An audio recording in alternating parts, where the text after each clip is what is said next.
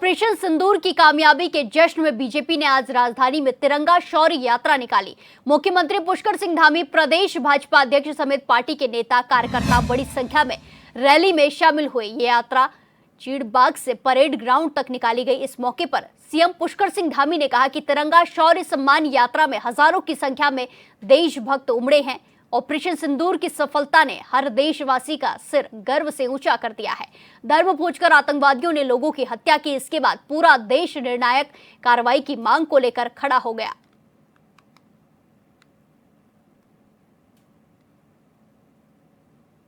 देवभूमि उत्तराखंड की समस्त प्रदेशवासियों की ओर से उनका आभार व्यक्त करता हूं, उनका धन्यवाद करता हूं, उनकी शौर्य, वीरता और पराक्रम को अभिनंदन करता हूं। साथ ही हमारे देश के यशस्वी प्रधानमंत्री श्री नरेंद्र मोदी जी को भी धन्यवाद देता हूं कि जिनके मजबूत नेतृत्व में और स्पष्ट नीति के कारण ही आतंकवाद के विरुद्ध इस निर्णायक कार्रवाई को सफलतापूर्वक अंजाम दिया गया। आज इस तिरंगा शौर्य सम्मान यात्रा में आप सभी के साथ चलते हुए मैंने यह महसूस किया कि इस यात्रा में शामिल प्रत्येक व्यक्ति के भीतर एक अलग ही ऊर्जा, एक अलग ही उत्साह और एक नया उमंग दिखाई दे रहा है। आप सभी का जोश इस बात का प्रमाण है कि ऑपरेशन सिंदूर की सफलता ने प्रत्येक भारतवासी का सर्व गर्व से ऊंचा कर दिया है। क्यों मैं सही कह रहा हूं ना? गर्व से ऊंचा कर दिया है।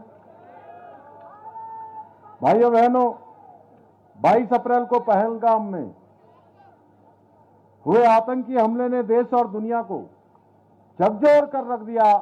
जिस प्रकार से पाक पोषित आतंकवादियों के द्वारा कायराना हरकत की गई और हमारे 26 निर्दोष पर्यटक, जिनसे धर्म पूछकर उनके परिवार के सामने ही बेरहमी से उनकी हत्या की गई। इस अमानवीय क्रूरता के पीछे उन आतंकवादियों की मंशा भारत में दंगा भड़काने की थी, परंतु इस हमले के बाद पूरा देश आतंक के खिलाफ निर्णायक कार्रवाई की मांग को लेकर एकजुटता के साथ, एकता के साथ खड़ा हो गया। भाइयों बहनों, उसी विभत्स आतंकी हमले का जवाब देते हुए आदरणीय प्रधानमंत्री श्री नरेंद्र मोदी जी के नेतृत्व में हमारी सेनाओं ने अभूतपूर्व साहस का परिचय देते हुए ऑपरेशन सिंदूर को अंजाम दिया और हर आतंकी और उनके आकाओं को यह स्पष्ट रूप से समझा दिया कि भारत की बेटियों के सिंदूर के और आंख उठाने का क्या परिणाम होता है। भाइयों बहनों, हमारे सशस्त्र बलों ने ऑपरेशन सिंदूर के अंतर्गत पाकिस्तान में चल रहे आतंकी ठिकानों को, उनकी प्रयोगशालाओं को सटीक रणनीति के साथ उन्हीं की सीमा में और उन्हीं के घस में जाकर निशाना बनाते हुए एक एक आतंकी ठिकाने को नष्ट करने का काम किया। हमारी सेनाओं ने अद्वितीय संयम, रणनीति और पराक्रम का परिचय देते हुए 9 बड़े आतंकी अड्डों को भी नष्ट करने का काम किया, जिसमें 100 से अधिक आतंकवादियों का खात्मा किया गया। इतना ही नहीं, पाकिस्तान की सेना जो इन दिनों आतंकियों की ढाल बनी हुई थी, उसे भी हमारे जवान सैनिकों ने धूल चटा दी। दुश्मन के एयरबेस, ड्रोन, फाइटर जेट, सब कुछ हमारी निर्णायक कार्रवाई के सामने चकनाचूर हो गए। भाइयों बहनों, आज पाकिस्तान को भली भांति समझ में आ गया है कि भारत की ओर उठी उसकी हर नजर उसके विनाश का कारण बन सकती है, उसका समूल नाश कर सकती है। इस संघर्ष में जहां एक ओर भारतीय वायुसेना ने सटीकता के साथ सीमा पार सर्जिकल स्ट्राइक को अंजाम देते हुए आतंकी ठिकाने को तबाह करने का कार्य किया, वहीं भारतीय थल सेना ने एलओसी पर चट्टान की तरह खड़े होकर डटकर दुश्मन के प्रत्येक दुस्साहस को मुंहतोड़ जवाब देने का काम किया। इसके साथ ही भारतीय नौसेना ने हर समय निगरानी रखते हुए अपनी चौकसी से दुश्मन की हर आक्रामक कोशिश को असफल कर दिया।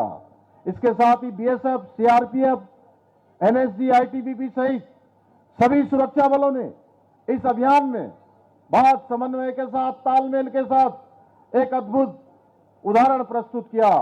भाइयों बहनों, वीरभूमि उत्तराखंड के लगभग प्रत्येक परिवार से, कोई सेना में है, कोई हमारे पैरा मिलिट्री फोर्सों में, कोई अर्धसैनिक बलों में, कोई न कोई सदस्य सेना में जरूर होता है।